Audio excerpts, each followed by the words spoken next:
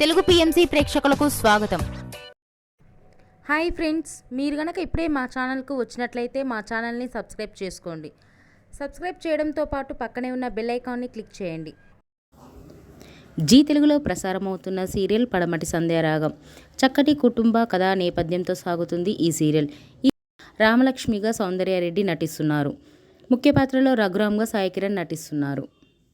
తాజాగా రామలక్ష్మి తన లేటెస్ట్ ఫొటోస్ని అభిమానులతో పంచుకుంది. ఆ ఫొటోస్ని మనం కూడా చూసేద్దాం.